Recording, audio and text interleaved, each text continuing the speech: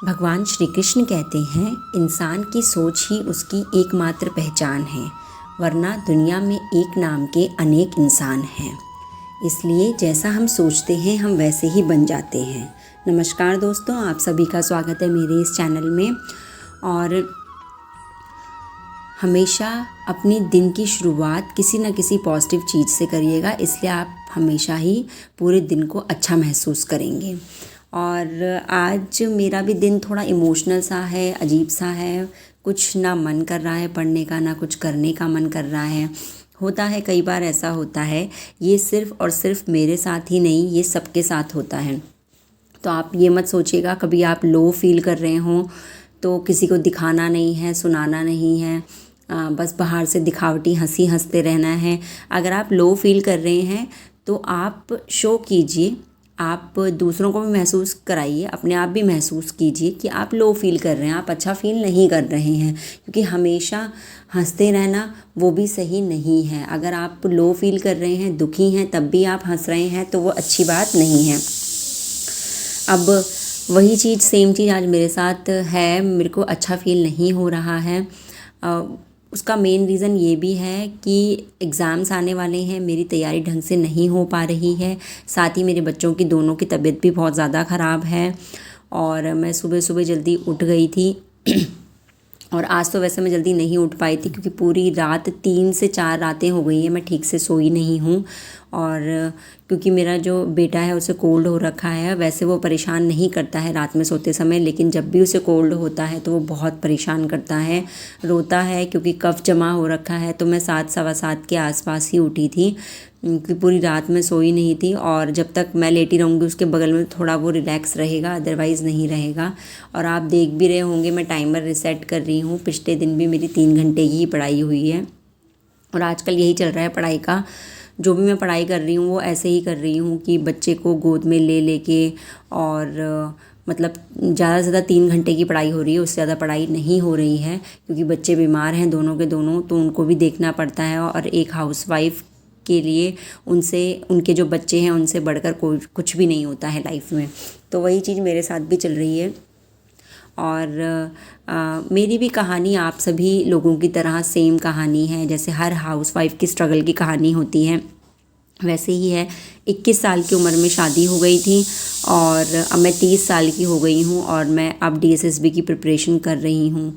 कई व्यूअर्स ये भी पूछते हैं कि आपके बच्चे कितने कितने साल के हैं। मेरी जो बेटी है वो 5 साल की है और मेरा बेटा 1 साल का है। दोनों ही बच्चे अभी छोटे हैं, इसलिए मैनेज करने में दिक्कत आती हैं, सबको आती हैं।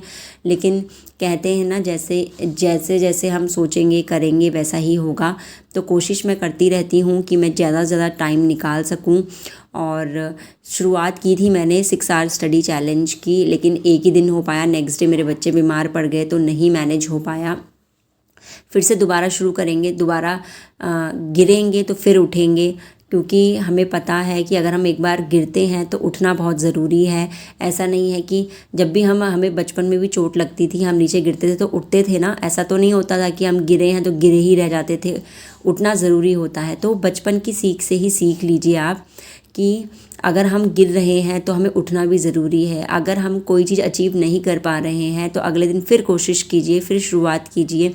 तो मैं भी, अभी मेरे बच्चों की तबीयत ठीक नहीं है, उसके बाद जब तबीयत ठीक हो जाएगी फिर से शुरुआत करूँगी, फिर से 6 आवर स्टडी चैनल कंप्लीट करूँगी। क्योंकि जो मेरा बेबी है अभी वो गोद में रह रहा है और रात में सोता भी नहीं है, तो गोद में सुलाना पड़ता है। तो वैसे ही मैं किताब लेके, वो गोद में रहता है तो किताब लेके वैसे ही पढ़ती हूँ थोड़ा बहुत जो भी मेरे से हो पा रहा है।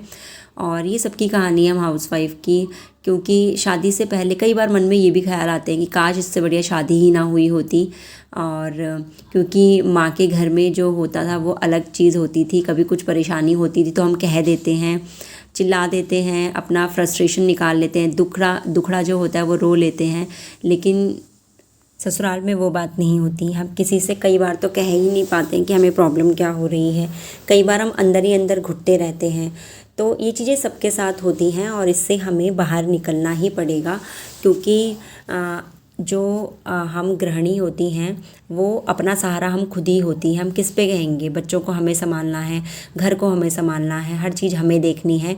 तो हमें खुद का सहारा खुद ही बनना पड़ेगा, अपनी हिम्मत खुद ही बननी पड़ेगी।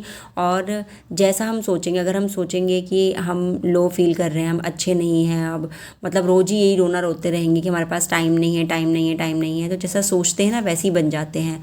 तो जितना अगर आप पॉजिटिव सोचेंगे ना तो आप पॉजिटिविटी की ओर जाएंगे और अच्छा आउटपुट निकल के आएगा। तो हर किसी के कुछ ना कुछ प्रॉब्लम्स होती ही होती हैं लाइफ में। सेम प्रॉब्लम मेरे साथ भी अभी चल रही है। और 21 साल से मैं 30 साल की कब हो गई मुझे पता ही नहीं चला कि कब ये 8-9 साल निकल गए और इन 8-9 साल में कुछ भी नहीं किया। क्योंकि इन 8-9 साल के अंदर मैंने अपनी बीएड करी, सीटेट फर्स्ट और सेकंड किया और एक तरीके से बच्चे पैदा किए और बच्चे पाले।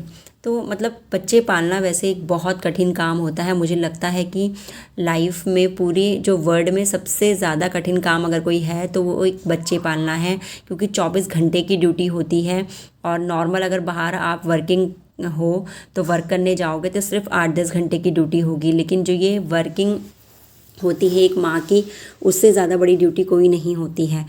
तो इन 8-9 साल का लेकिन हमें पता ही नहीं चला। गृहिणी को कभी भी पता नहीं चलता है कि कब उसका टाइम निकल गया, कब उसकी एज निकल गई, और बाद में वो सोचती रह जाती है। इसलिए अगर आपको मौका मिल रहा है, आपको अपॉर्चुनिटीज़ मिल रही हैं कुछ करने की, तो कुछ करिए। सोचिए बिल्कुल भी मत कि मैं कल से करूँगी, परसों से करूँगी। ये अपॉर्चुनिटी बार बार नहीं आएंगी। एक बार आपकी एज निकल गई तो फिर कुछ भी नहीं होगा, ठीक है। तो ये मत सोचिए कि कल करूँगी, परसों करूँगी। बच्चों के साथ आपको, फैमिली के साथ आपको बिल्कुल पता नहीं चलेगा कि कब टाइम निकल गया, कब 8-10 साल निकल गए। मुझे अभी ऐसा लग रहा था कि अभी तो मैं 21 साल की थी, अभी तो मैंने एमएससी किया था, बीएड किया था, और अभी इतने साल निकल गए, मेरी लड़की 5 साल की भी हो गई। तो ये चीज़ें रोज़ की होती हैं। ये 2 दिन की क्लिप मैं आपको दिखा रही हूँ क्योंकि मैंने ज़्यादा शूट नहीं किया था, बच्चों की तबीयत ख़राब है। और अगले दिन भी मैं ऐसे ही सुबह उठी, क्योंकि पिछले दिन 3 घंटे की पढ़ाई की थी और आज भी कुछ खास पढ़ाई नहीं हुई है। अभी बच्चों की तबीयत ख़राब ही चल रही है। और बस मैं यही कहना चाहती हूँ आपसे कि चाहे कुछ भी हो जाए, अपने लिए टाइम निकालना शुरू कर दीजिए। आप ये मत सोचिए कि टाइम नहीं है, टाइम किसी के पास नहीं होता है, निकालना ही पड़ता है। अगर आप खुद सोचिए, आप चाहती हैं ना कि आपकी गवर्नमेंट जॉब लगे, जब आपकी गवर्नमेंट जॉब लग जाएगी तब भी तो आप 8 घंटे की ड्यूटी करने बाहर जाएंगी। जो वो 8 घंटे आप निकालेंगे तब भी तो मैनेज करेंगे ना। तो वो 8 घंटे अब निकालिए ना, तब भी तो आप मैनेज करेंगे कि 8 घंटे की आपकी गवर्नमेंट जॉब होगी टीचिंग फील्ड में। कम से कम 6 घंटे की तो होगी, 6 से 8 घंटे की।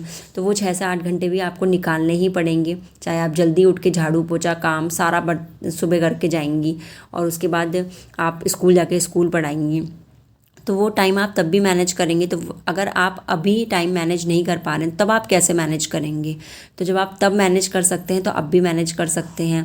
नहीं तो फिर ये उम्मीद ही छोड़ दीजिए कि आपको नौकरी करने की आवश्यकता है, क्योंकि जब आप टाइम ही नहीं निकाल सकते तो आप तब भी टाइम नहीं निकाल पाएंगे। तो इसलिए बस टाइम निकालना शुरू कीजिए। शुरुआत ऐसे ही करनी है, 1 घंटा 2 घंटा कैसे भी। रात में टाइम मिल रहा है रात में पढ़िए, सुबह टाइम मिल रहा है सुबह पढ़िए, लेकिन पढ़ना शुरू कर दीजिए। अपने सपनों को उड़ान देना शुरू कर दीजिए। आपके सपने नहीं तो यूं ही मर जाएंगे और आपको भी पता नहीं चलेगा कि कब आप अंदर से खोखले हो चुके हैं। क्योंकि फ्रस्ट्रेशन होती है, एक टाइम ऐसा आता है कि हम यही सोचते हैं कि हमने क्या किया, हमने सब कुछ तो फैमिली के लिए किया, अपने लिए हमने क्या किया। और उस टाइम हम बहुत ज़्यादा फ्रस्ट्रेट होते हैं जब कोई हमारा सम्मान नहीं करता है, बच्चे बड़े हो जाते हैं और कोई हमें वो नज़र से नहीं देखता है। क्योंकि जब आपके पास एक गवर्नमेंट जॉब होगी तो आपके बच्चे हों, आपका समाज हो, सब आपको एक सम्मान के नज़रिए से देखता है। वो सम्मान आपको कमाना ही होगा, वो सम्मान आपको अपनी मेहनत से कमाना है और मेहनत करना शुरू करना पड़ेगा आपको। मेरी भी लाइफ के ये 8-9 साल मुझे पता नहीं चले कि मैंने कब गंवा दिए। और ऐसा नहीं है कि मैंने बीच में एग्ज़ाम्स नहीं दिए, लेकिन जब भी मैंने एग्ज़ाम्स दिए तो बिल्कुल भी तैयारी नहीं रही। क्योंकि ऐसा ही रहा कि सबसे पहले एक बार मैं बीच में स्कूल भी 1-2 साल पढ़ाने लग गई थी। तो स्कूल पढ़ाना, साथ में घर की जिम्मेदारियां संभालना, तो टाइम मिलता ही नहीं। पूरे दिन भर में 1-1.5 घंटे का ही टाइम मिलता था। लेकिन उसके बाद फिर वही बच्चे छोटे थे तो बच्चों को संभालने में लग गए, तो ऐसे ही टाइम निकल गया, पता नहीं चला। बीच में 1-2 बार एग्ज़ाम्स भी दिए थे और 1-2 बार एग्ज़ाम्स भरे, लेकिन दे नहीं पाई क्योंकि बच्चे बिल्कुल, मेरी बेटी उस टाइम पे 2-3 महीने की थी, तो मैं उसे छोड़ के जा नहीं पाई। तो ये जो है ये चलता ही रहेगा, ये लाइफ प्रोसेस चलता ही रहेगा। कभी बच्चों को कुछ हो रहा है, कभी कुछ कभी कुछ कभी कुछ, ये लाइफ प्रोसेस चलता ही रहेगा। तो इसलिए आपको इन सब चीज़ों से उभर के बाहर निकल के ही आना होगा। अभी देखिए, मैं दिन में खाना भी बना रही थी तो मेरा बेटा नीचे ही है और वो परेशान हो रहा था। तो यही हो रहा है आजकल, बिल्कुल टाइम नहीं मिल रहा है किसी भी चीज़ का। फटाफट फटाफट कर रही हूँ, खाना पीना हो, हर चीज़ हो, मैं फटाफट कर रही हूँ। और ये भी व्यूअर्स क्वेश्चन पूछ रहे थे कि आपकी सास मदद नहीं करती है क्या। देखो, हम किसी के ऊपर डिपेंड नहीं रह सकते। हमें ये नहीं सोचना है कि कौन मदद कर रहा है कौन नहीं कर रहा है।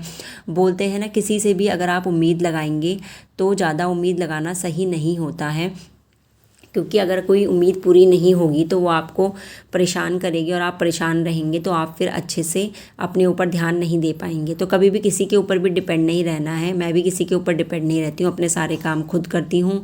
और क्योंकि मुझे पता है कि उम्मीद लगा कोई फ़ायदा नहीं है। सास जैसी सबकी होती हैं वैसे ही मेरी भी हैं, आप समझ ही गए होंगे। तो इसलिए इसमें कोई भी सोचने की बात नहीं है कि कौन है कैसा है, सपोर्ट कर रहे हैं नहीं कर रहे हैं। मुझे पता है शादी के बाद एक सपोर्ट सिस्टम की ज़रूरत होती ही है, हर किसी को होती है, क्योंकि अकेले नहीं मैनेज होता है सब कुछ। लेकिन अगर फिर भी कोई सपोर्ट नहीं कर रहा है तो आपको खुद को ही अपनी ढाल बनना पड़ेगा और आगे बढ़ना पड़ेगा। और मैं बस ऐसे ही जैसे तैसे बच्चों के साथ, बच्चे सो रहे हैं तो पढ़ रही हूँ, नहीं सो रहे हैं तो कभी कंबल में बैठ के ही पढ़ रही हूँ, गोद में लेके उसे पढ़ रही हूँ। लेकिन कोशिश कर रही हूँ कि जैसे तैसे अपना टाइम मैनेज कर सकूँ और कोशिश कर रही हूँ कि जैसे तैसे पढ़ सकूँ, क्योंकि कंटिन्यूटी बहुत ज़रूरी है। ऐसा नहीं कि मेरे बच्चे बीमार हैं तो मैं बिल्कुल ये सोच के छोड़ दूँ कि बीमार हैं अभी तो अभी नहीं मैं पढ़ूँ। तो वो कंटिन्यूटी एक बार छूट गई ना, फिर दोबारा मन नहीं करेगा पढ़ने का। मैंने बीच में 2 साल पढ़ाई नहीं की थी। जब मैं प्रेग्नेंट थी पूरा 1 साल मैंने पढ़ाई नहीं की। वो इसीलिए पढ़ाई नहीं की क्योंकि जब मैं प्रेग्नेंट होती हूँ तो मुझे बहुत ज़्यादा दिक्कतें होती हैं, वॉमिटिंग होती है, बहुत ज़्यादा प्रॉब्लम्स होती हैं। मैं बिल्कुल भी बैठ के पढ़ नहीं सकती हूँ। तो इसलिए मैंने उस टाइम पर पढ़ाई नहीं की। फिर बच्चा हो गया छोटा था तो इसलिए पढ़ाई नहीं की। तो बीच में 2 साल का गैप, ऐसा गैप हुआ कि मैंने किताब खोल के भी नहीं देखी। तो ऐसा ही गैप मेरा तब भी हुआ था जब मेरी बेटी हुई थी। तो ऐसे ही 3-4 साल तो ऐसे ही ख़राब हो गए थे। और फिर उसके अलावा कई बार ऐसी सिचुएशंस आई कि मैं पढ़ना चाहती थी लेकिन मौका नहीं मिला। लेकिन अब मैं सोच रही हूँ कि बस चाहे कुछ भी हो जाए, चाहे मुझे 1 साल लगे, 2 साल लगे, कितने भी साल लगे, मुझे अपनी मेहनत ज़रूर करनी है। मैं ये सोच के चुप नहीं रह सकती कि कोई मेरा साथ दे या ना दे। मुझे अपनी मेहनत को आगे सफल बनाना ही बनाना है। कई बार हम ये सोचते हैं कि अगर हमारा एग्ज़ाम क्लियर नहीं हुआ तो क्या होगा। अगर हमारा एग्ज़ाम क्लियर नहीं हुआ तो कुछ नहीं होगा, उसमें डरने की क्या बात है। हम किसी और का टाइम तो नहीं ले रहे हैं ना, किसी और से मदद तो नहीं मांग रहे हैं ना। जब हम कुछ भी किसी और का ख़राब नहीं कर रहे हैं तो इसमें डरने की क्या बात है। अगर बचपन में कोई बच्चा है वो यही सोच के कि अगर मैं चलना शुरू करूँगा तो मैं गिर जाऊँगा या लोग क्या कहेंगे, यही सोच के अगर चलना ही ना शुरू करे तो आगे क्या करेगा वो लाइफ में। तो इसलिए हमें बचपन से सीख लेनी चाहिए। जब बच्चा अपना चलना शुरू करता है तो अगर वो यही सोच के ना चले कि मैं गिर जाऊँगा, तो गिरने के डर की वजह से अगर हम चले ही ना तो कोई फ़ायदा ही नहीं है ना। और यही सोच के कि लोग क्या कहेंगे, हमारा एग्ज़ाम नहीं निकला, तो इस डर से अगर हम कोशिश ही ना करें तो वो भी कोई बात नहीं हुई ना। तो इसलिए हमें कोशिश करनी है, चाहे कोई कुछ भी कहे, हमें आगे बढ़ने की कोशिश करते ही रहनी चाहिए। हमें ये नहीं सोचना चाहिए कि कौन क्या कहेगा। हम किसी का भी बुरा नहीं कर रहे हैं, कुछ भी ऐसा नहीं कर रहे हैं जिससे कोई किसी को तकलीफ़ हो। तो हमें ये नहीं सोचना है कि हमें तैयारी करनी चाहिए या नहीं करनी चाहिए। आप कई लोगों के कमेंट्स होते हैं कि मेरा बच्चा छोटा है, मैं तैयारी करूँ ना करूँ, फॉर्म भरूँ ना भरूँ। आप फॉर्म भरिए, क्योंकि जब आप फॉर्म भरते हैं तो एक माइंड में टेंशन रहती है, तो उस वजह से आप एक कंटिन्यूटी पढ़ाई करते हैं, चाहे वो 10 आप आधा घंटा की करें, चाहे 1 घंटे की, चाहे 2 घंटे की। अगर आप फॉर्म नहीं भरते हैं तो आप बिल्कुल रिलैक्स रहते हैं, बिल्कुल भी पढ़ाई नहीं करते हैं। इसलिए फॉर्म भरना बहुत ज़रूरी है। आप फॉर्म भरिए, तैयारी कीजिए। और कोई भी चीज़ें होती हैं तो आप कमेंट सेक्शन में लिख सकते हैं, मुझे सजेशन भी दे सकते हैं। अगर वीडियो पसंद आती है तो प्लीज़ वीडियो को लाइक शेयर ज़रूर कीजिए। ये मेरी भी कहानी है और एक हर हाउसवाइफ होती है, हर हाउसवाइफ की कहानी है। इस कहानी को हर एक हाउसवाइफ तक पहुंचाइए, शेयर कीजिए। और हम बस यही चाहते हैं कि आप और हम मिलके अपने सफ़र को आसान बनाएं। धन्यवाद, अपना ध्यान रखिएगा। और फिर दिन भर पढ़ने के बाद रात में मैंने अपने बच्चों को सुला के और फिर मैं थोड़ा सा पढ़ने लगी थी, लेकिन नहीं हो रहा था मैनेज, क्योंकि बच्चा बार बार उठ रहा था, उसे कफ कोल्ड है। Thank you.